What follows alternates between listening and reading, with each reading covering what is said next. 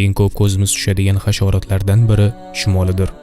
Ana shu hasharotning hayot kechirish tarziga diqqat qilsak, ko'p ajoyibotlarga duch kelamiz.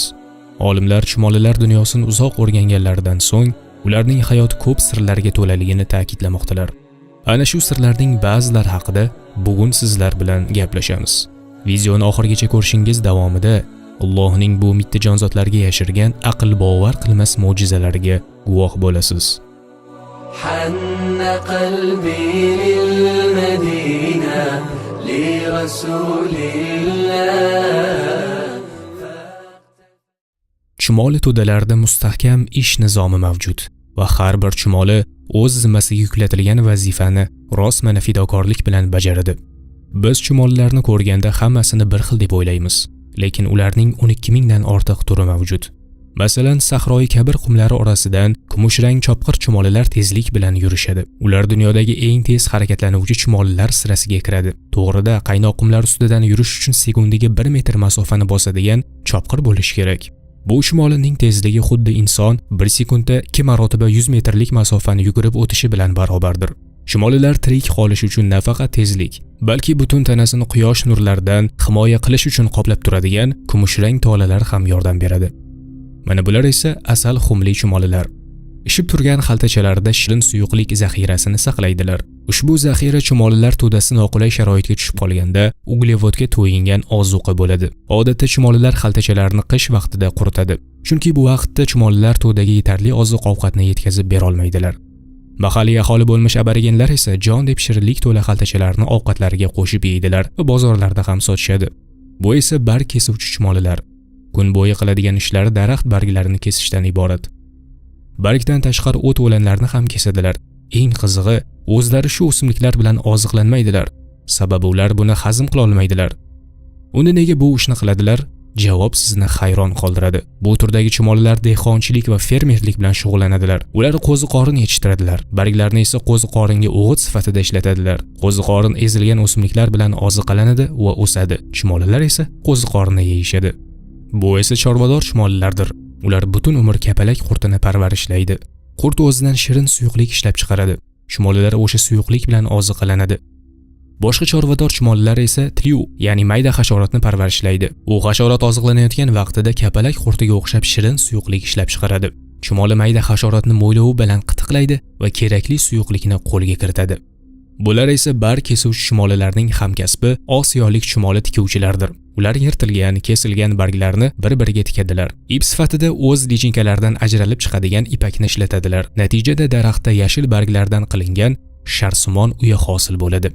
Atrofida esa o'z chegarasini qattiq himoya qiluvchi qo'riqchi chumolilar to'dasi yuradi. Tikuvchi chumolilar qo'llari juda uzun va ilashqoq bo'ladi. Shu tufayli 10 ta yoki 100 ta bir to'daga tegishli chumolilar qolgan chumolilarni boshqa bargga o'tib olishlari uchun ko'prik qura olishadi. Ammo bu ish aynan bu turdagi chumolilarga xos emas. Mana shunday tizimcha shaklida marabunta chumolilari ham o'zaro birlashib uya quradilar. Mana bu osilib turgan katta chumoli ko'prigi ularga arilar uyasiga yetib borishga yordam beradi. Nega aynan ko'prik? Nega devorni o'zidan arilar uyasiga borsa bo'lmasmidi? Chumolilarning o'zidan so'rashning iloji yo'q.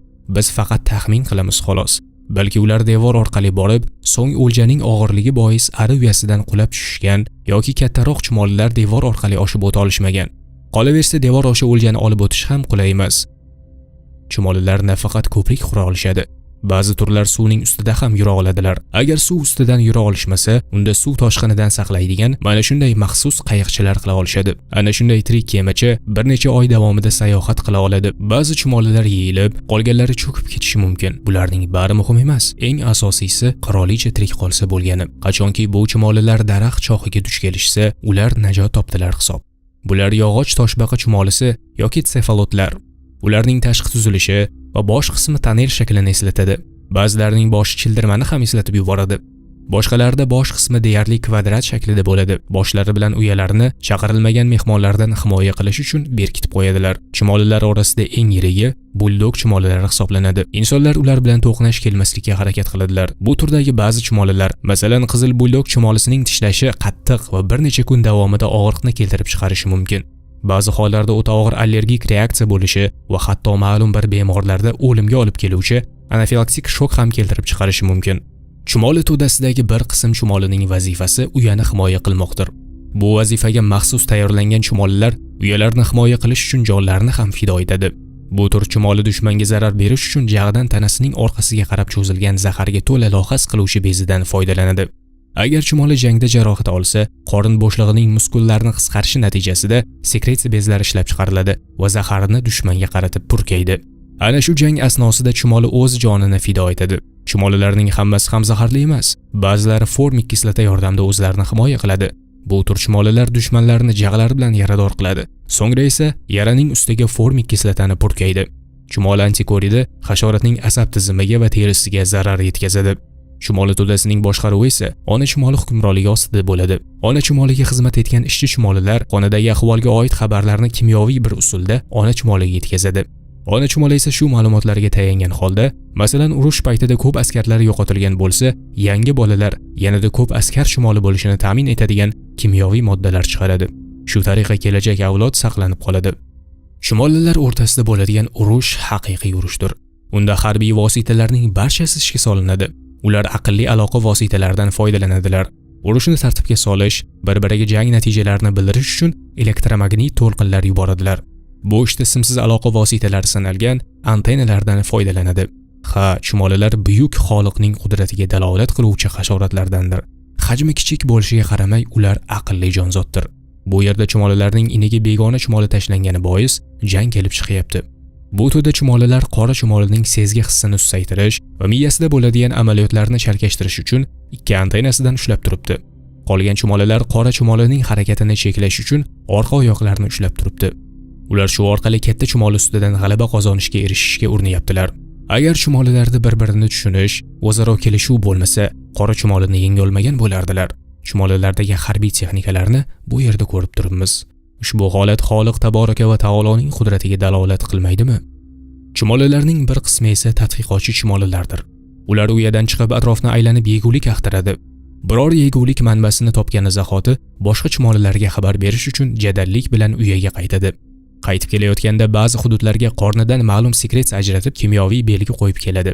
Uyaga qaytar-qaytmas hamma chumoliga xabar berib, ularning orqasidan yurishni aytadi. Shu tariqa tadqiqotchi chumoli qolgan chumolilarni belgi qo'yib kelgan yo'ldan yurib, o'zi topgan ozuqa manbaiga boshlab boradi. Chumolilarning antennaga o'xshagan a'zolari ta'm bilish, hid sezish, namlik va kimyoviy moddalarni farqlash vazifasini bajaradi. Chumolilar ana shu antennalar yordamida boshqa chumolilar to'dasi qoldirgan kimyoviy ishoratlarni anglaydi va ular bilan muloqotga kirishadi. Chumolilar nihoyatda fidokor va topganini baham ko'rishni sevadigan saxiy hasharotlardir. Mabodo bir to'dadan bo'lgan ikki chumoli uchrashib qolsa, ulardan biri och va chanqagan bo'lsa, ikkinchisining og'zida chaynalgan yoki yarim hazm bo'lgan yegulik bo'lsa, ehtiyoji bo'lgan chumoli yegulik talabida bo'ladi. Ovqati bor chumoli uni hech qachon rad etmaydi va o'zidagi yegulikni u bilan baham ko'radi. Chumolilar lichinkalarni o'zlarining oziq-ovqatlari bilan boqadilar. Chumolilar aqlli jonzot ham sanaladi. Chumolilar zararli mikroblar keltirib chiqaradigan turli kasalliklarni oldini olish maqsadida uyalarini, o'zlarini va bir-birlarini doimo tozalab turadilar. Bundan tashqari qora chumolilar o'zlarida infeksiyaga qarshi immunitet hosil qila olishadi va bu immunitetlarni boshqa to'dadoshlariga ham o'tkaza olish qobiliyatiga egalar. Ajablanarlisi, immunitetiga ega chumoli o'zidagi immunitetni boshqa chumoliga uning og'zi orqali o'tkazadi va u bu ishni hali kasallik tarqalishidan oldin amalga oshiradi. Shunday qilib to'daga xavf solib turgan kasallik epidemiyasining oldi olinadi. Shunga qaramay albatta ular ham ba'zida kasal bo'lib turishadi. Shunday parazitlar borki, ular o'zini chumolidan-da aqlliroq tutadi. Masalan, mana bu chumolilarda kasallik belgilari ko'rina boshladi. Cordyceps deb ataluvchi parazit zamburug'ining sporalari uning boshi va tanasiga singib ketgan. Chumolining kasallangan miyasi yuqoriga o'rmalashga amr etmoqda. Chumoli butkul o'zini yo'qotib, parazit boshqaruviga o'tadi. Go'yo zombiga aylanadi. Ishchi chumolilar kasal chumolilarni topib, darhol to'dadan tashqariga olib chiqib tashlashadi. Buni qarang, chumolining boshidan Cordyceps zamburug'ining tanasi o'sib chiqyapti. Yetilgan zaharli sporalar atrofga tarqaladi va natijada yaqin orada yurgan chumoli bo'lsa, u bilan zararlanib qolishi mumkin. Bu zamburug' shunchalar xavfliki, butun boshli chumolilar to'dasini ham yo'q qilishi mumkin. Yana shunday g'aroyib faktlardan biri, chumolilar o'lik chumolini to'dadan olib chiqib, uni maxsus qabrlarga dafn ham qiladilar. Hatto bu ish bilan shug'ullanadigan maxsus go'rkov chumoli ham bor. Eng qizig'i, bu o'lik chumolilardan biror kasallik yuqish ehtimolini bilgan bu go'rkovlar boshqa chumolilardan ijtimoiy masofa saqlaydilar va ko'p vaqtlarni to'dadan tashqarida o'tkazadilar. Subhanalloh. Bundan tashqari chumolilar hatto kasallarni davolashni ham biladilar. Chumolilar orasida nafaqat go'rkovlar, balki kimyogarlari ham bor. Ular smola bilan o'zlari ishlab chiqaradigan kislotani aralashtirib, dori tayyorlashadi. Olimlar bu hosil bo'lgan aralashma chumolilardagi parazit zamburug'larni yo'q qilib, kasallik tarqalishini oldini olishini aniqladilar. Chumoliga bu narsani ta'lim bergan Alloh taolo har qanday ayb va nuqsonlardan pokdir. Ko'zga chalinmaydigan darajada kichik asab tolalaridan hosil bo'lgan miya sohibi bo'lgan bu mavjudotlar aql bovar qilmaydigan g'aroyib hodisalarni namoyon etadilar. Qur'oni Karimda chumolilarning insonlar kabi bir-birlarini qo'riqlaydigan, tayanch va yordamchi bo'ladigan jamoat ekani ifodalangan. Alloh taolo Qur'oni Karimning Naml surasi 17-18-oyatlarida marhamat qiladi. Sulaymonga uning jin, ins va qushlardan iborat bo'lgan lashkarlari to'planib, tizilgan holda turdilar. Qachonki ular chumolilar vodiysiga kelganlarida, bir chumoli: "Ey chumolilar, maskanlaringga kiringlar. Maskanlaringga kiringlar. Sulaymon va uning lashkarlari bilmasdan sizlarni ezib yubormasinlar" dedi. Ateistlar bu qissa afsonadan boshqa narsa emas deydilar. Chumolilar ham o'zaro gaplashishar ekanmi? Bu yana qanaqa ertak bo'ldi? Ha, bu 14 asrlik kitobda deyishadi. Ammo bugungi kunga kelib, ilm-fan orqali shuni bildikki, insonlar hayot tarziga eng yaqin hayvonot va hasharot olami vakili bu chumolilardir. Chumolilar o'liklarni xuddi insonlar singari dafn qiladilar. Ularda ham o'ta hassos mehnat taqsimoti mavjud. Ularda boshqaruvchilari, ishboshilari, nazoratchilari, ishchilari bor. Ular uchrashganda o'zaro muloqot qiladilar.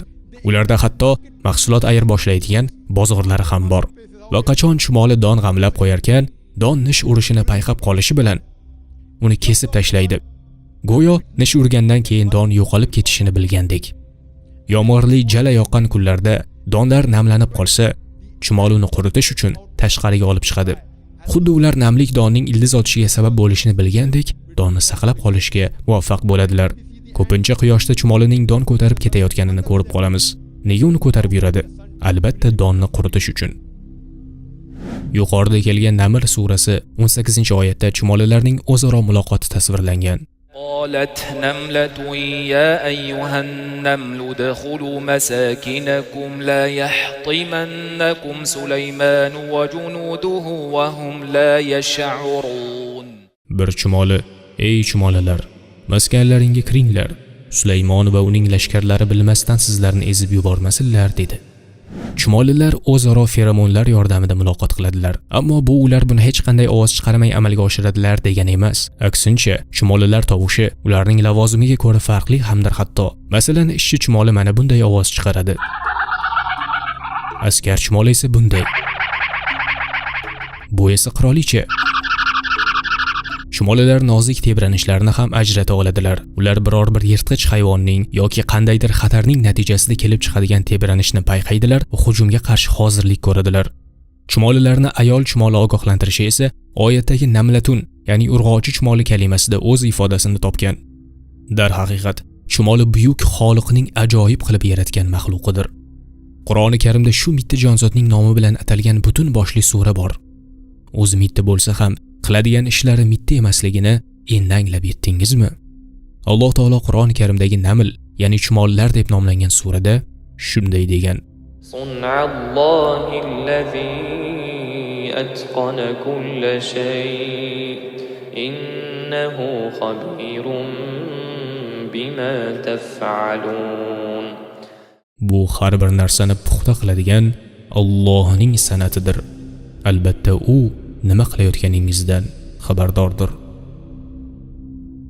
Agar videoni manfaatli deb bilsangiz, uni ko'pchilikka yetib borishiga va ko'pchilik manfaat olishiga o'z hissangizni qo'shish uchun like bosishni, yaqinlaringiz bilan ulashishni hamda izohda fikr qoldirishni iltimos unutmang. Madina Studio TV, ilm ila iymon sari yo'l.